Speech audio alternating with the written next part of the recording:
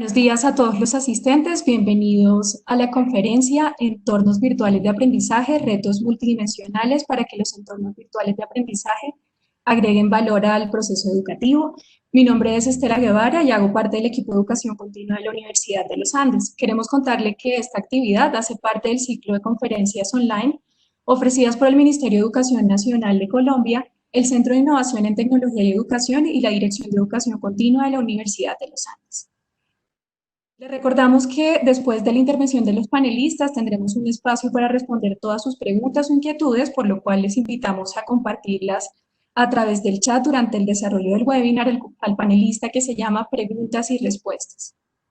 Si tienen alguna duda técnica, deberán escribirle al panelista que se llama Soporte Técnico. El día de hoy nos acompaña Sandra Elvira Ruiz, miembro del equipo de Innovación Educativa y Uso de Nuevas Tecnologías del Ministerio de Educación Nacional, a quien le vamos a ceder la palabra en este momento para dar inicio a esta actividad. Sandra, buenos días, bienvenida a este evento. Muy buenos días para todos. Un saludo para todos los docentes, directivos docentes que nos están acompañando.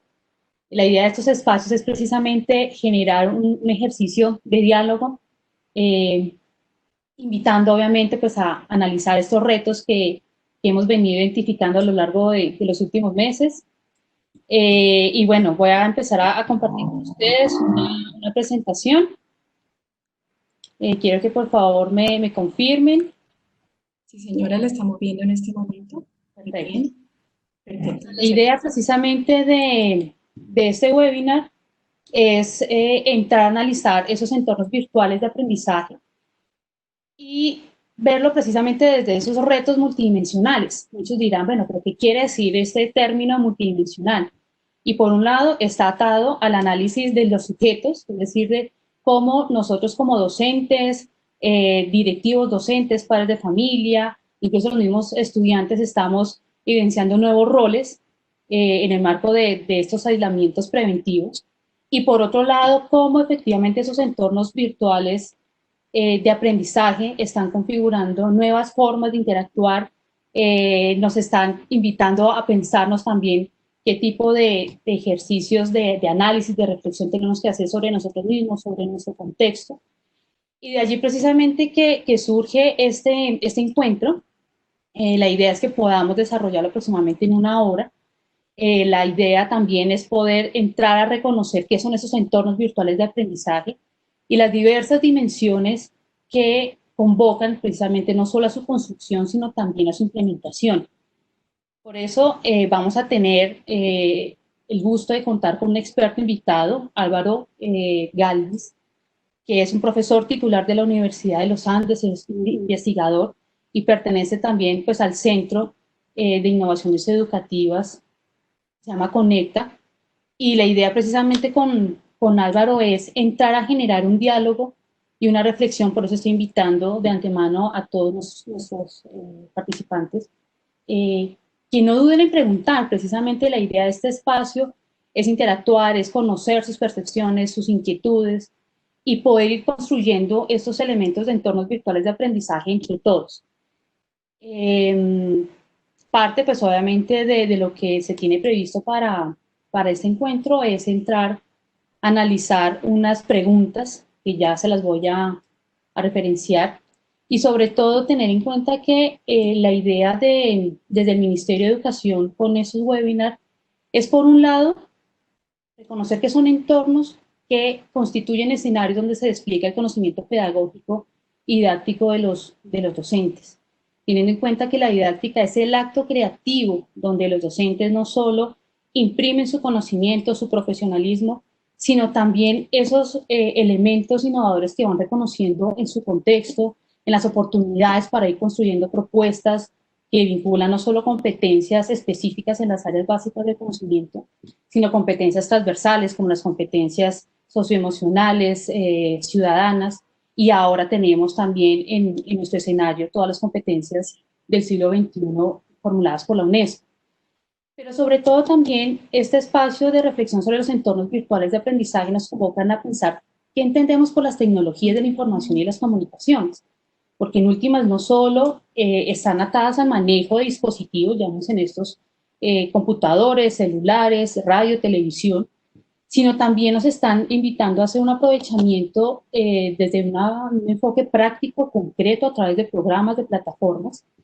Y lo puedo decir como licenciada que soy, es precisamente ese reto de leer el contexto, leer las circunstancias que también están rodeando a nuestros estudiantes y a las familias, porque prácticamente estamos en unos escenarios donde ese espacio a veces privado de nuestros hogares o de nuestro espacio vital termina siendo ya compartido a través de estos espacios virtuales.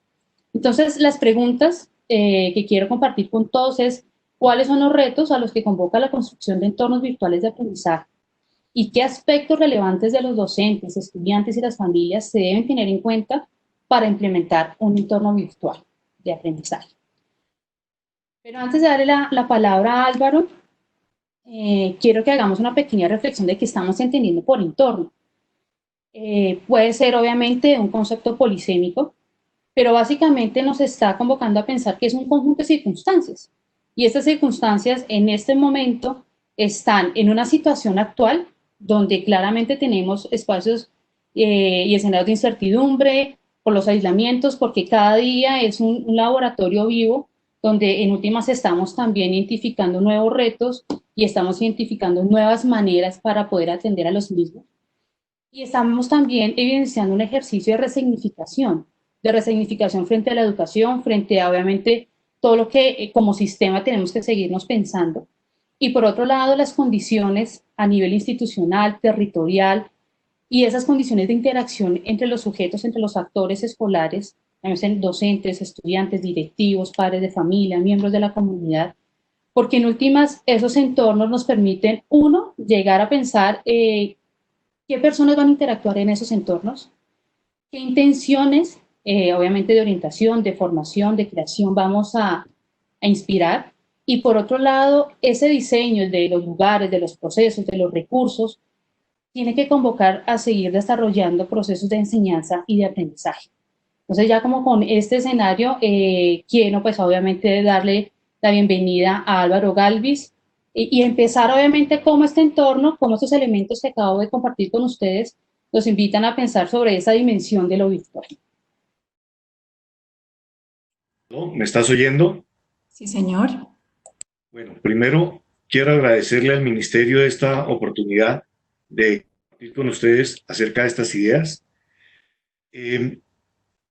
Como comentó Sandra, yo soy miembro de Conéctate, el Centro de Innovación en Tecnología y Educación de la Universidad de los Andes, y algo a lo que nos dedicamos allí es a esto de transformar la educación con tecnología. Y la transformación pues tiene muchas dimensiones. Una de ellas la educativa, otra de ellas la tecnológica, otra la organizativa, otra la cultural. Y vamos a centrarnos hoy en algo que es muy importante, como son los entornos virtuales de aprendizaje. Lo voy a hacer alrededor de preguntas. Primero voy a tratar de dilucidar qué son esos que entendemos como entornos virtuales de aprendizaje y vamos a tratar de ver si pueden agregar valor en la dimensión educativa.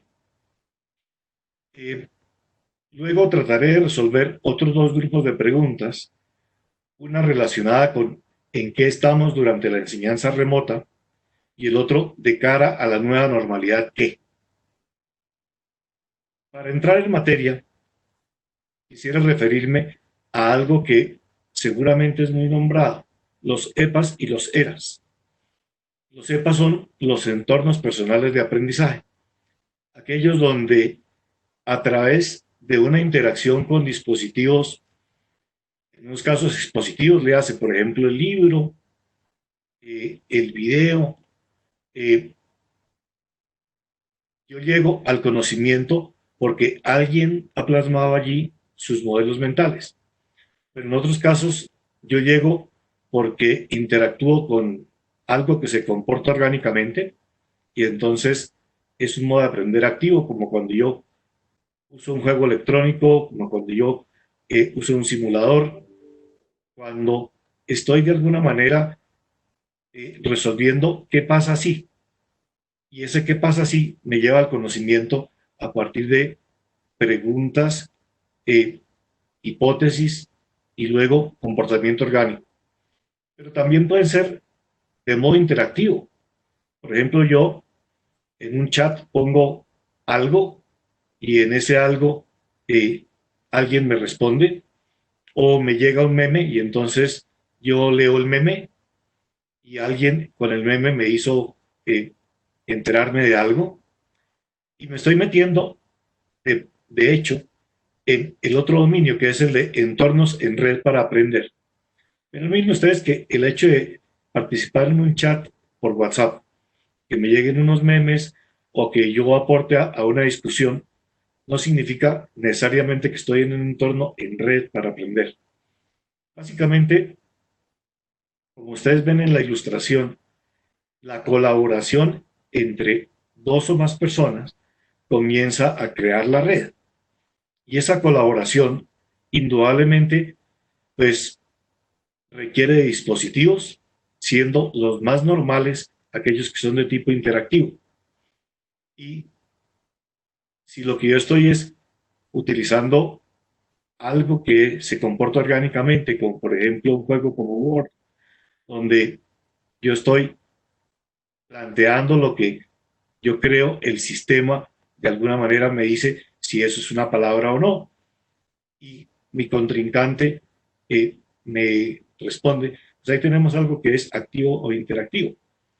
Pero también cabe en red que yo comparta lo que hemos creado entre varios, entonces podemos crear una, llamémosla, un tablero digital y entre las distintas personas vamos haciendo eso. Yo quisiera invitarlos que vivamos un poquito esa experiencia. Y para vivirla, quisiera pedirles que, usando sus computadores, vayan a algo que se llama Mentimeter, ¿no? Usen menti.com y usen el código 6108. Lo que yo quisiera es pedirles que enumeren 3 recursos de su entorno personal de aprendizaje. Cuando usted aprende por sí mismo, no en colaboración con otros, ¿qué es lo que usted usa así lo más frecuente? No tiene que ser necesariamente digital. Hoy en día los libros pueden ser en papel o digitales, pero háganme ese favor. Yo mientras tanto voy a ir poniendo la pantalla para poder ver lo que ustedes hacen.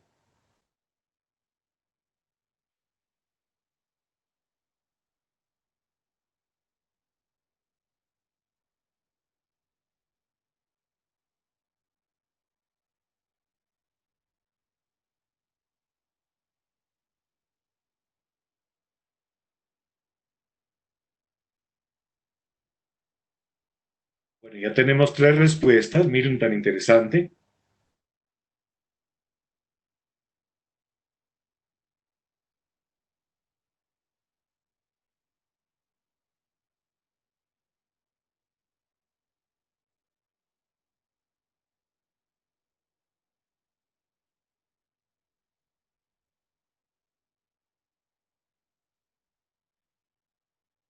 Ya tenemos 13 de 330, ¿no? No se apuren, pero mejor sí contesten de una vez. Comienza a haber tendencias verdaderamente importantes. Por ejemplo, el computador se está convirtiendo, según esto, y los libros y el celular en elementos con los cuales nosotros aprendemos. Y aprendemos porque el viejo chiste de consúltelas en Google comienza a ser muy importante. Y el ver los videos y el consultar el celular y el comunicarnos con otro. Miren ustedes, ya tenemos 60 y tantas respuestas y la tendencia se mantiene.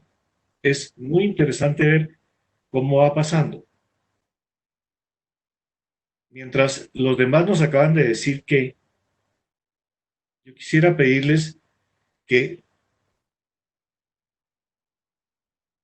los que ya contestaron eso vayan al siguiente de los entornos, de los estos. Yo voy a activar su entorno en red para aprender en interacción con otros. Entonces,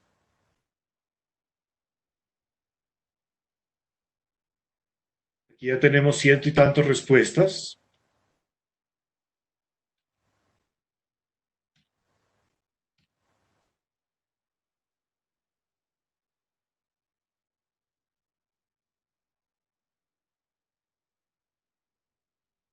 Yo quisiera pedirles que ahora, cuando ustedes están aprendiendo en interacción con otros, ¿cómo es la cosa?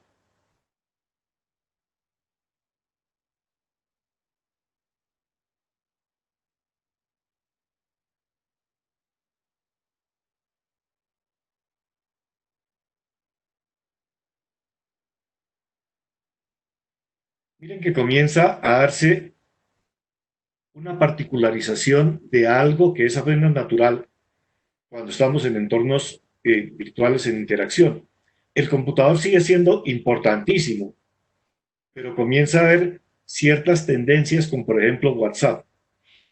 En el chat inaugural, yo no sé si ustedes se acuerdan que la profesora Nilce nos contó que ella dialoga con sus estudiantes y con los papás a través de WhatsApp, porque es el medio a través del cual ellos sí se pueden comunicar. Y miren eso, Zoom es como esta cosa que estamos usando, ahorita estamos usando Webex, pero Zoom, además de ser gratis hasta cuando usted tiene cierto número de usuarios, es supremamente amigable. Y los videos, pues hoy en día las charlas a través de Zoom o este tipo de charlas también pueden ir acompañadas de videos. Y Meet, pues es otro tipo de herramienta como Zoom. Y entonces ahí vemos a Google Meet, pero YouTube y Google Drive y todas las plataformas comienzan a ser muy importantes. ¿Por qué? Porque, por ejemplo, usted como profesor puede decir, mire, yo quiero usar algo como eh, la plataforma que a usted se le ocurra, por ejemplo, eh, Colabore o la que usted tenga, y en esa plataforma, así sea Facebook o la que usted use, Classroom, usted comienza a manejar una interacción con sus estudiantes. Lo que nos damos cuenta es que comienzan las tendencias a indicarnos cosas que comienzan a ser críticas, y son críticas porque, por un lado, si la gente no tiene acceso, pues va a ser muy difícil que participe.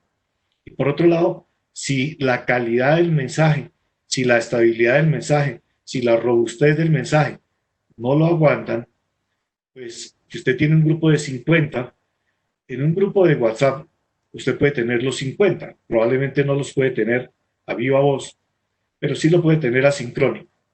Y entonces comienza usted a darse cuenta que este tipo de cosas hacen diferencia. Las voy a dejar ahí, 170 es una buena muestra de cómo los sistemas altamente interactivos comienzan a ser muy importantes en este tipo de relaciones.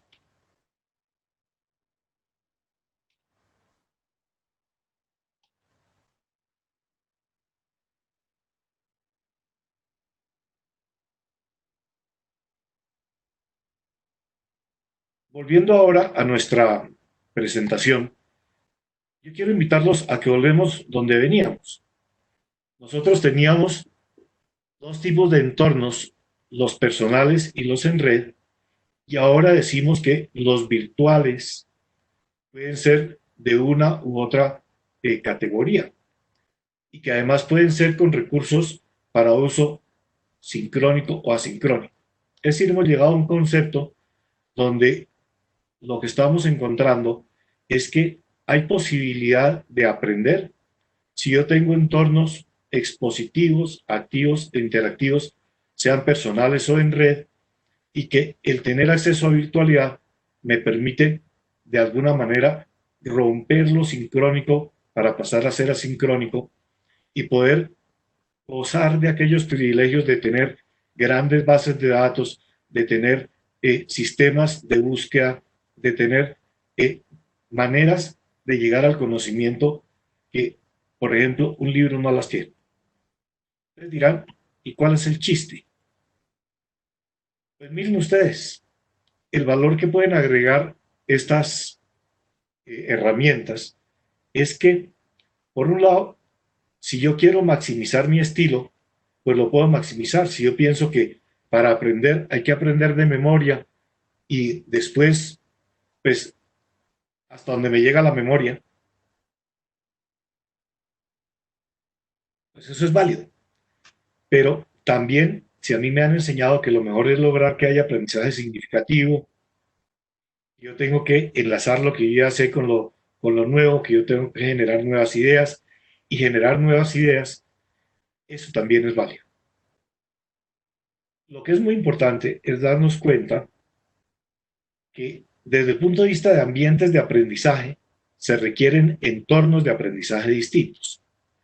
Y es que hay ambientes de aprendizaje centrados en el estudiante, y entonces, cuando estamos centrados en el estudiante, pues tenemos que ver qué dispositivos, qué entornos nos permiten a nosotros saber qué es lo que ellos saben, qué es lo que les interesa, etcétera.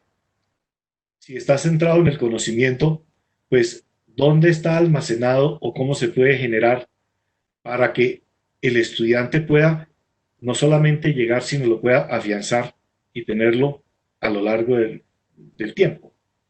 Si es centrado en la evaluación, pues yo tengo que darme cuenta que las evidencias de logro son muy importantes y que las evidencias de logro pueden ser antes, durante y después. Es decir, que puede haber evidencias para el diagnóstico, para saber qué es lo que sabe, que pueden ser durante para ver cómo les está yendo, formativa, o cuando ya creemos que debieron haber logrado y son sumativas. Sin embargo, todo eso tiene sentido en la medida en que tenemos un entronque con la comunidad. Es decir, es importante en esta comunidad que nuestros estudiantes sepan leer y escribir, es importante que aprendan matemáticas, es importante que desarrollen juicio crítico, que tengan valores compartidos. Eso es muy importante porque le da foco a lo que nosotros hacemos. Y yo diría que hasta acá este primer grupo de interrogantes.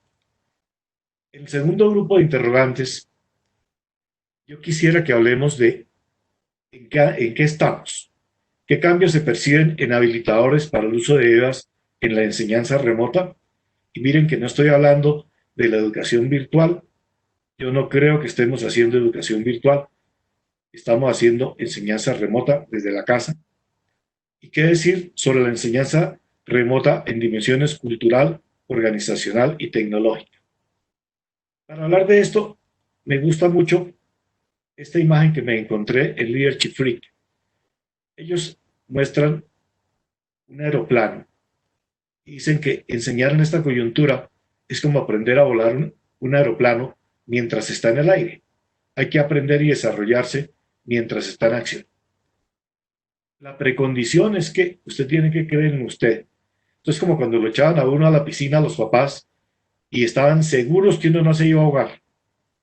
Lo dejaban subdesarrollar en paz, lo dejaban vivir ahí sus pequeños chapuceos. Aquí lo mismo. Usted tiene que creer en que usted puede desaprender y reaprender, que puede aprenderse, adaptarse y crecer. Y esto, desde el punto de vista, desde lo que nosotros hablamos de enfoques educativos, digamos que tiene dos maneras.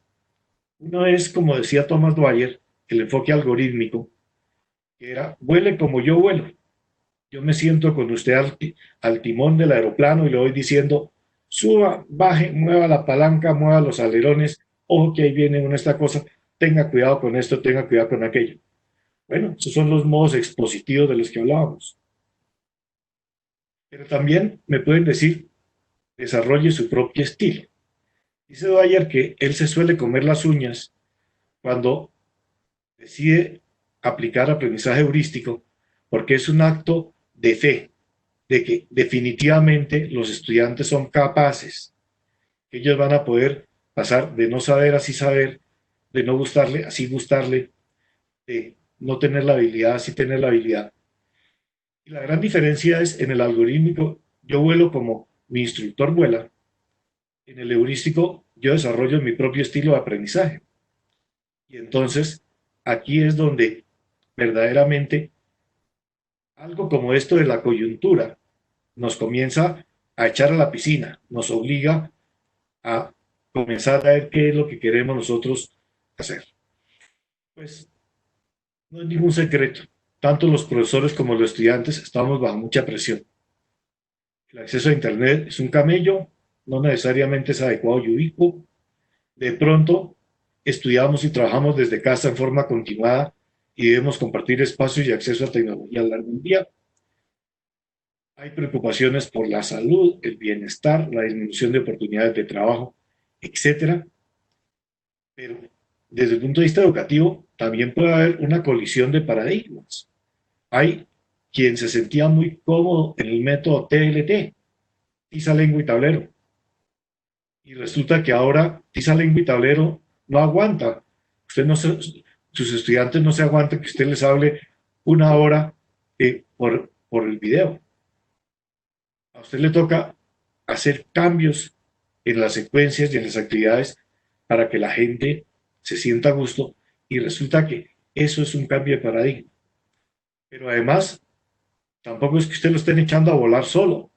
Hay que ayudarlo a migrar a, digamos, esa enseñanza remota. Entonces voy a invitarlos a que vuelvan de nuevo a menti.com y a que tratemos de ver cuál era la percepción que ustedes tenían del estado inicial de variables que los habilitaban para esto. Entonces voy a ponerles el menú, que esta cosita está un poco lenta.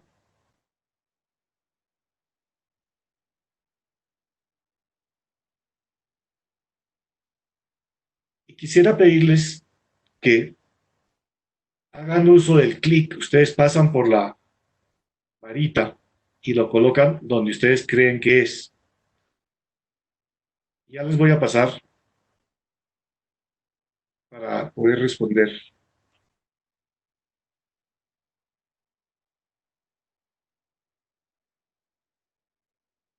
Entonces, aquí tenemos este receptor de respuestas. Ya tenemos dos. Hay una serie de condiciones. La primera es cultura informática de los estudiantes, acceso a recursos tecnológicos por los estudiantes, tiempo y compromiso de los padres de familia con el estudio, esfuerzo y carga laboral inherente a la docencia, trabajo colaborativo entre estudiantes, efectividad en comunicación con estudiantes, condición anímica de padres de familia. Entonces, démonos unos minuticos para ver cuál es esa percepción de estado inicial.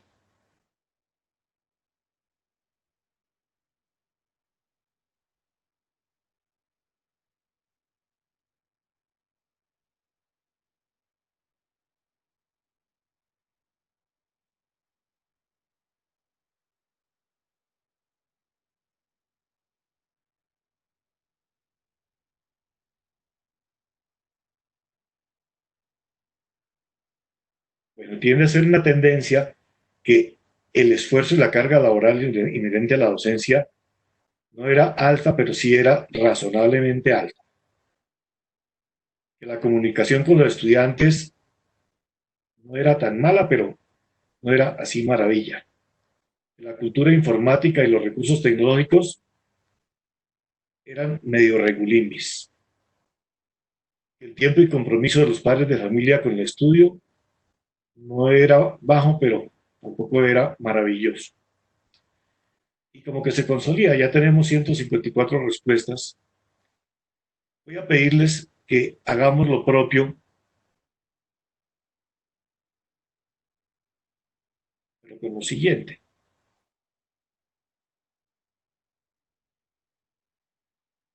Es decir, ¿cuál es el estado actual de esas variables? Y voy a correr ya rápidamente el espacio para que esto no sea eterno.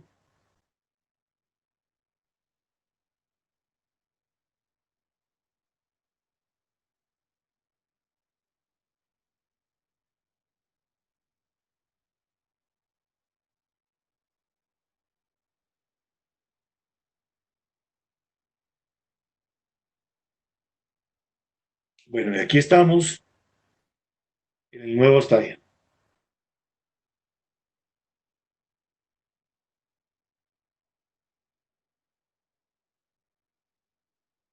Las mismas variables, todavía no tenemos respuestas, pero por favor vayan respondiendo.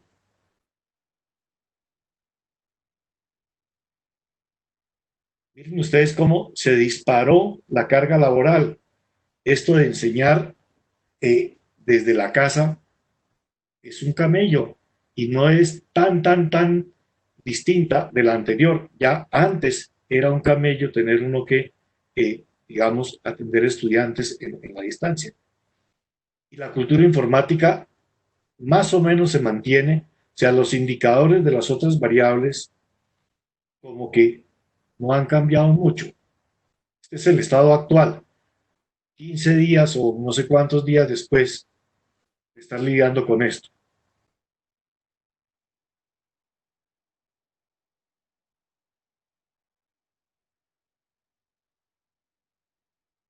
Tengamos en cuenta que aquí no todos los profesores tenemos acceso a tecnología, ni todos nuestros estudiantes, y una buena proporción son de educación primaria y otros de educación secundaria. En educación primaria, de pronto, hay una buena proporción rural y otra buena proporción en la ciudad. Y lo que estoy viendo es que no hay grandes cambios. Miren ustedes que todas las variables, menos las de esfuerzo laboral, se mantienen entre 2 y 3, y la variable carga laboral se mantiene en 4. Entonces, eso lo que nos está diciendo es que todavía el efecto de haber tenido que estudiar desde la casa, de estar lidiando con la distancia en los entornos remotos, no es un esfuerzo que esté redundando en que haya muchísima más cultura. Y quizá la razón la tiene, los recursos tecnológicos tampoco han aumentado en gran proporción y muy probablemente la condición anímica de padres y estudiantes ligado a las limitaciones de las que estábamos hablando eh, no es significativamente distinta a lo que ya teníamos. Entonces, voy a tratar de ver cómo podemos construir sobre estas eh, preguntas, o perdón, sobre estas respuestas. Pues veamos lo siguiente. Resulta que de lo que estamos hablando es de enseñanza remota desde un conjunto de dimensiones no estrictamente educacionales. Las educacionales, de alguna manera, las comenzamos a explorar desde el comienzo de la charla, y cuando hablábamos de los tipos de usos, pues estaban ahí. Aquí estamos destacando en lo educacional que las estrategias activas, tener un foco en los contenidos esenciales, el hacer uso de retos y recursos relevantes, el desaprender y el aprender, y quizá la evaluación auténtica, son asuntos que tenemos que tener muy en cuenta para que esto progrese. Y estas no son variables nuevas, estas son variables del paradigma de educación activa eh, que siempre ha pregonado el Ministerio y que las secretarías siempre están propiciando. Lo que es nuevo es que la conectividad comienza a ser crítica, el acceso a equipos también comienza a ser crítico, la cultura informática no necesariamente es la deseable y que el acceso a contenidos digitales, a pesar de estar en Portal Colombia Aprende a disposición, no necesariamente son consultados o no necesariamente se pueden consultar cuando uno quisiera. Por otro lado, encontramos que para que esto funcione desde el punto de vista organizacional se requieren directrices claras y la flexibilidad curricular para que en vez de que yo siga al pie de la letra lo que estaba previsto en el pensum, yo me concentre en aquello que, de acuerdo con lo que saben mis estudiantes, es más crítico y que el que todo el mundo tenga acceso para que haya inclusión, pues no necesariamente está llegando a todas partes con la misma rapidez. Y entonces sí sabemos que hay ahora, por ejemplo, más acceso a través de televisión y radio, muchas más cartillas y que hay muchas más tabletas y portátiles disponibles, pero a veces nos vemos con problemas como que las pólizas para el uso de los equipos no están al día, que el hacer uso de esto no necesariamente redunda en un balanceo de carga y entonces comienzan a darse intentos muy interesantes como que entre los maestros comienza a haber colaboración para entre ellos ayudarse a preparar en las aulas virtuales cosas que les ayuden a salir adelante o para compartir recursos que con sus alumnos pueden disminuir la carga. Pero eso no se da en los primeros 15 días, eso se da en el primer mes, quizá en el primer mes y medio. Sí se ha ganado mucho en empatía entre los miembros de la comunidad educativa. Los padres de familia comienzan a ser socios importantísimos en esto.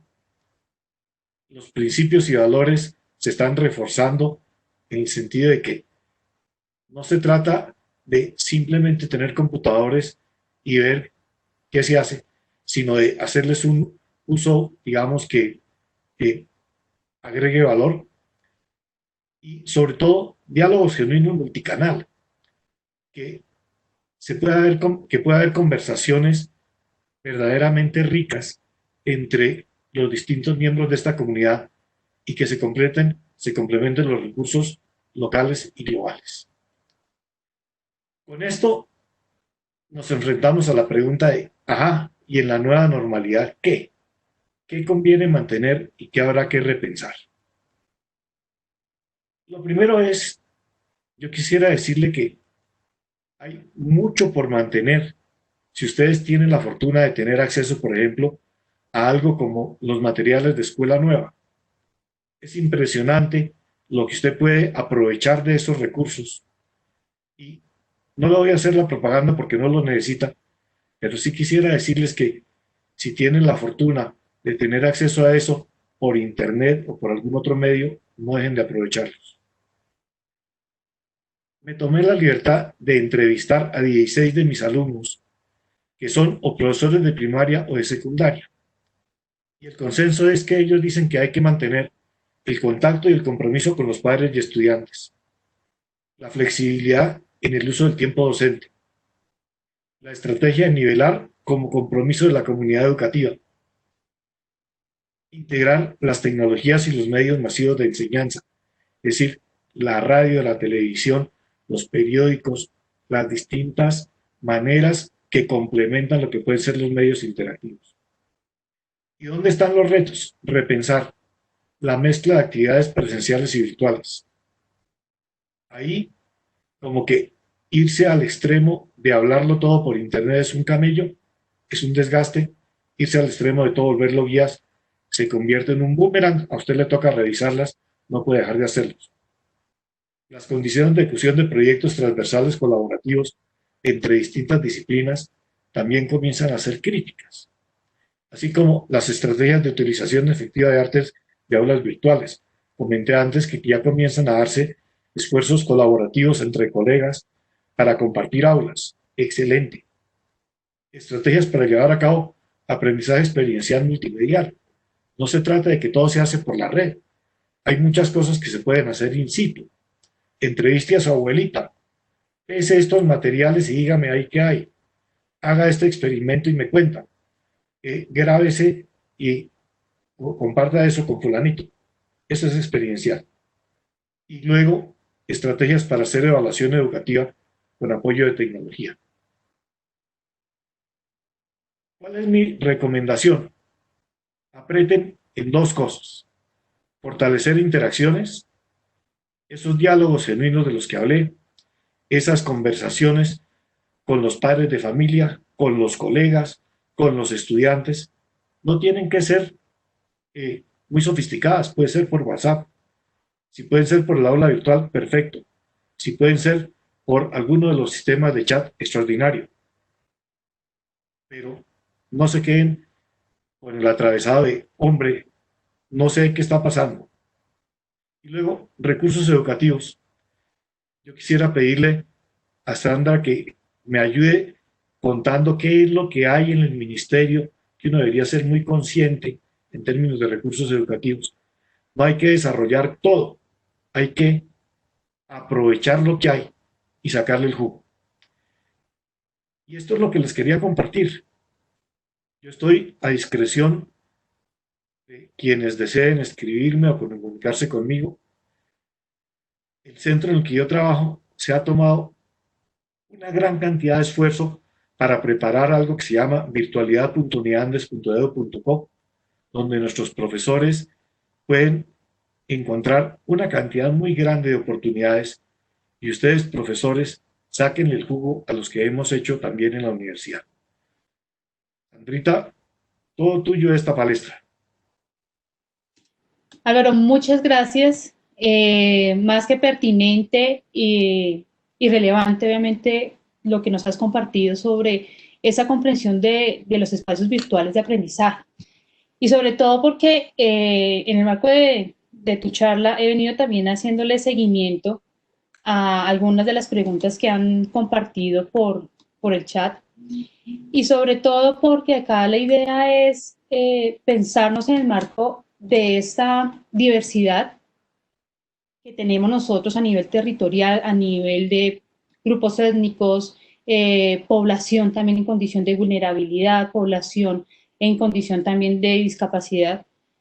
Y precisamente la posibilidad de repensar estos entornos virtuales es ver qué hay, qué podemos rediseñar, reconfigurar, como tú muy bien lo decías, desde esas interacciones. Y esas interacciones precisamente nos convocan a pensar en los sujetos, es decir, no solo el docente desde su rol formativo, sino también los docentes que son padres de familia, que así como tienen que atender a sus estudiantes, tienen que atender a sus hijos en el mismo espacio, en los mismos tiempos. Y obviamente eso nos lleva precisamente a compartir lo que estamos pensando también desde el ministerio. Y es esa nueva visión del portal Colombia Aprende, que no solo es un repositorio de contenidos, estamos abriendo nuevos espacios, estamos generando escenarios precisamente para movilizar esas interacciones. Está obviamente nuestro lanzamiento más reciente, que es Contacto Maestro, donde también se está invitando a generar redes de aprendizaje, donde hay cursos para los docentes, para los directivos docentes. Tenemos nuestro campus virtual, tenemos nuestro banco de contenidos. Pero atendiendo a tus reflexiones y enlazo un poco también parte de los comentarios que hemos venido recibiendo a través del chat, el tema de la conectividad no garantiza la calidad ni de los espacios de enseñanza ni de los de aprendizaje. En última, la conectividad está generando, es una condición, pero la construcción de esos aprendizajes depende de las interacciones entre los docentes y los estudiantes. Obviamente, ¿quién es el que diseña? ¿Quién es el que piensa? ¿Quién es el que está reconfigurando esos y quién le da vida prácticamente a esos entornos virtuales? Pues son los docentes los que se están pensando qué recursos son más asertivos, los momentos en los que va a estar dividiendo precisamente este espacio de formación y sobre todo pensando también, porque había una de las preguntas, que qué diferencia hay entre lo virtual y lo remoto, ¿sí? Obviamente el aislamiento está generando todo el escenario desde un distanciamiento y lo virtual, digamos que está obviamente mucho más relacionado al tema de la conectividad, a cómo estamos generando a través de esos espacios, de esas plataformas, unos espacios de interacción, una disposición de herramientas, de recursos digitales. Y lo remoto también lo estamos relacionando, no es que quiere decir que lo virtual y lo remoto necesariamente tenga que estar en lugares distintos, sino que se están apoyando, porque lo remoto también está vinculando la radio, la televisión. Álvaro, también comentabas el tema del material impreso, que ha sido una de las grandes estrategias que ha movilizado algunas secretarías de educación. Pero más allá de todo, de las condiciones, es de la disposición que nosotros empecemos a generar a través de estos entornos virtuales de aprendizaje. ¿Que hay muchos retos a nivel rural? Sí. Y la idea del ministerio precisamente es ir pensando, ir reconfigurando, como muy bien está aquí en la presentación, la invitación es a idear, a innovar y a transformar, ¿sí? Y estos tres grandes pilares, se podría decir, dependen de la inspiración que tengamos nosotros como maestros y de la inspiración que tengamos en el marco de nuestros contextos, de nuestros principios de realidad, cuando identificamos qué condiciones tenemos, en qué nos podemos apoyar, y sobre todo porque el tema de la sociedad del conocimiento, que fue otro aporte que logré detectar en el chat, es que la sociedad del conocimiento tiene dos grandes puntos de partida, y es el tema de la información. La información por sí sola no es conocimiento. La información está dispuesta, pero es a través de esos escenarios de interacción, de acompañamiento, que esa información la podemos transformar en conocimiento. ¿A través de qué? Del análisis de nuestros contextos, de la reflexión que invitemos a nuestros estudiantes, de la argumentación, de cómo esos contenidos entran en diálogo con esos elementos que tenemos en nuestro entorno inmediato, ya sean culturales, ambientales, y obviamente eso permite realmente llegar a un aprendizaje situado, que es lo que le da ese carácter significativo que tú nos comentabas. Entonces, no sé si hay algunas preguntas adicionales. He tratado aquí de rescatar algunas a lo largo de este espacio de interacción. Álvaro.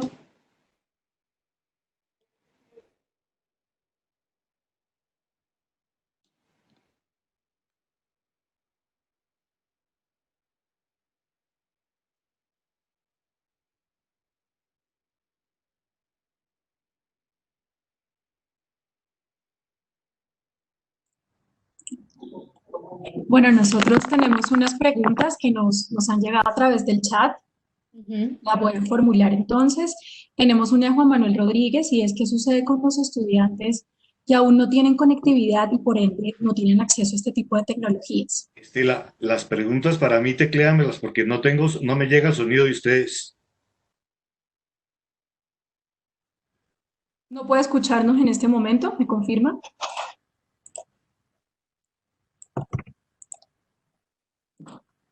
Perfecto. Bueno, le enviamos por el chat la pregunta, doctor Galvis. ¿Nos confirma si la recibió? Por favor, tecléame en el chat la pregunta porque yo no oigo lo que ustedes dicen. Sí, señor, allí le estamos enviando las preguntas a través del chat.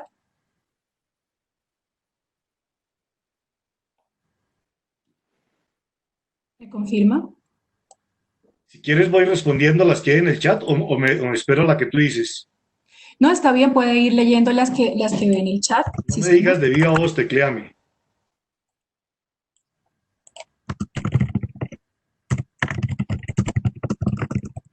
Ok, yo voy a irla recorriendo de abajo para arriba. Dice, en cuanto a los cursos que genera Colombia Aprende, ¿son solo para docentes del sector oficial o si los del sector privado tienen esa oportunidad? Yo diría que respuesta corta, para todo el mundo. ¿Qué ayudas podemos recibir los docentes que aún no somos duchos en el manejo de estas herramientas? Yo diría que hay dos tipos de ayudas muy importantes. Una se llama el cacharreo. En la medida en que usted decide que necesita algo interesante, pregúntele a San Google, tutorial sobre tal cosa, y con seguridad le aparecen una cantidad. Y la otra, las redes de aprendizaje. Yo no sé, porque no logré oír lo que comentó Sandra, pero algo que ha hecho el ministerio es promover unas redes de aprendizaje sensacionales. Entonces, Sandrita, luego si tú puedes poner alguna explicación sobre eso, por favor. Luego dice, ¿qué sucede con las o los estudiantes que aún no tienen conectividad y por ende acceso a este tipo de tecnologías? Les voy a contar que quedé absolutamente fascinado con lo que me contaron mis colegas de La Guajira y mis colegas de La Mesa y mis colegas del Tolima, cuando me contaron que sus estudiantes no tenían computadores, pero que estaban pasándola muy bien. ¿Y cómo? Pues resulta que les mandan las guías de trabajo, se las hacen llegar y por WhatsApp con los papás hacen interacción. ¿Ah? Eso es creatividad, eso es no dejarse ahogar. Y obviamente, cuando los estudiantes sí tienen acceso a conectividad, pues hay que sacarle el jugo. Luego, la otra pregunta dice, soy rector de un colegio rural en el oriente del Cauca. Hemos implementado unos nuevos cercanos al colegio para tener conectividad de celulares. Lo felicito, don Carlos. Es por ahí la cosa. Si además de eso, usted le puede poner a disposición los materiales de, ¿cómo se llama lo que mostré? Bueno, esta solución colombiana sensacional que tenemos. Eso es increíble, hay que sacarle el jugo a todos esos materiales. El trabajo en las habilidades de desarrollo involucradas con los contenidos nos dará mayor aporte. Yo creo que sí. Yo creo que el aprovechar los aprovechar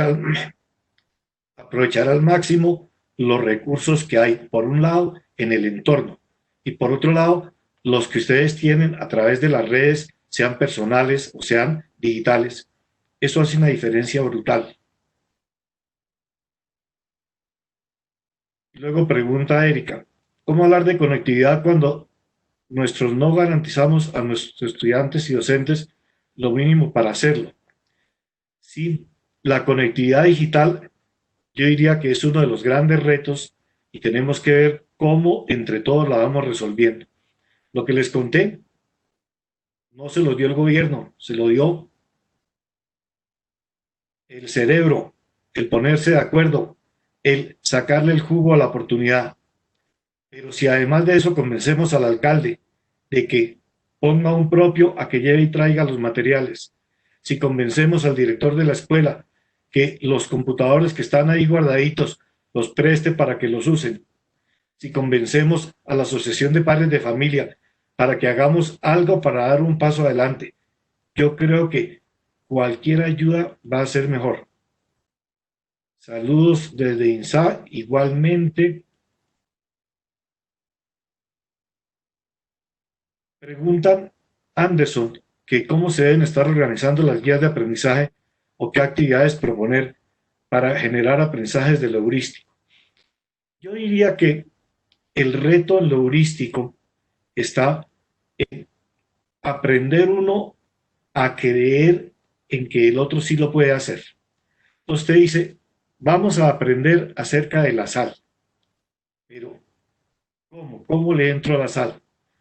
Bueno, pues soltemos una pregunta. Y entonces esa pregunta lleva a que van al mercado y le preguntan a la señora, ¿para qué usa la sal? Y van a la salina a ver cómo es que la sacan. Y van a donde la abuelita y le preguntan, ¿qué más hace con la sal? Y buscan en el libro o en San Google qué es lo que dicen sobre la sal. Acabamos teniendo hallazgos muy interesantes acerca de esto. Y si luego esos hallazgos hacemos diálogos genuinos entre los estudiantes que hicieron esos hallazgos y el profesor, yo creo que hemos logrado que una guía de un proyecto colaborativo como la sal, les quiero decir que no me la inventé yo, se la inventaron en Manaure, va a ser muchísimo más rica que simplemente dictarles una charlita ahí por televisión. Yo creo, Sandra, que el tiempo no nos da para más. Te paso la palabra. Álvaro, muchas gracias. Tienes apagado el micrófono. Es activo. Bueno, aquí efectivamente hay muchos retos y sobre todo el tema de la conectividad es uno de ellos. Por eso se está pensando no solo entre el Ministerio de Educación Nacional, sino el Ministerio de Información y las Telecomunicaciones, cómo abarcar de una mejor manera, sobre todo los sectores rurales dispersos, el acceso a la conectividad. La invitación a vincular el contexto no es solucionarle las problemáticas ni al gobierno ni al Estado, como algunos comentarios lo han venido pues, referenciando en el chat, sino es una invitación precisamente a repensarnos esos aprendizajes situados. Se están haciendo esfuerzos, claramente hay mucho por hacer, pero mientras se van desarrollando esos procesos paralelos, la idea es empezar nosotros desde las oportunidades que tenemos inmediatas. Tenemos que responder, obviamente, a un derecho a la educación, ya sea porque estemos en un sector urbano, estemos en un sector rural, y la idea, obviamente, muy de la mano con la Secretaría de Educación, liderado por el Ministerio de Educación, por MINTIC, es empezar a ampliar esa cobertura, empezar también a generar unos programas para acercar a la ciudadanía no solo a un contexto de ciudadanía local, sino también global. Y por eso mismo el tema de la comprensión, del acceso y de la exploración de esos recursos o de esos escenarios de interacción que tenemos también en el portal Colombia Aprende. Obviamente, la idea es, con estos escenarios, con estos webinars, empezar a generar esas redes, generar esas aproximaciones de comunidades de práctica entre docentes, entre directivos docentes y empezar, obviamente, a buscar de una manera colaborativa oportunidades, soluciones, alternativas para responder, obviamente, a este momento coyuntural en el que estamos. De mi parte, obviamente, desde el Ministerio de Educación, agradecerles. Hemos tenido más de 570 participantes en este webinar, lo cual obviamente también refleja un interés por saber cómo estamos pensándonos nuevamente la educación en ese momento de la pandemia. Y nada, Álvaro, también agradecerte porque es un espacio muy enriquecedor, no solo desde la academia, sino precisamente por esa interacción que tú generaste con los participantes.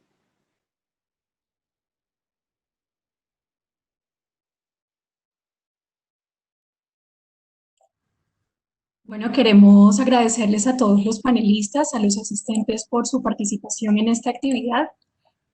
Esperamos que este sea un espacio provechoso para ustedes. A través del chat en este momento les estamos compartiendo varios enlaces. El primer enlace es una encuesta, la cual le pedimos diligenciar para poder conocer cómo ha sido su experiencia en esta actividad. Para nosotros es muy importante conocer cómo les fue en esta conferencia. También les estamos compartiendo un segundo enlace sobre contenidos que el Ministerio de Educación a través de la página Contacto Maestro ha creado para todos ustedes, la cual les invitamos a consultar. Allí, por ejemplo, van a encontrar también información sobre las conferencias que tenemos programadas para la próxima semana. Entre ellas tendremos el martes 2 de junio a las 9 de la mañana una conferencia sobre didácticas apoyadas en entornos virtuales de aprendizaje, oportunidades y requerimientos de la integración de EVAs en una escuela que se transforma. El jueves 4 de junio a las 9 de la mañana también tendremos una conferencia sobre desarrollo socioafectivo en la primera infancia, a las cuales los invitamos a participar. También les estamos compartiendo un enlace en el cual van a poder volver a vivir esta actividad y vivir otras que ya hemos realizado. Queremos agradecerles nuevamente a los participantes por su asistencia y a los panelistas por su intervención y por responder todas estas preguntas que nos llegaron. Nuevamente, muchas gracias a todos por estar aquí, por acompañarnos. Nos vemos en una próxima actividad. Gracias nuevamente. Que tengan una muy feliz tarde.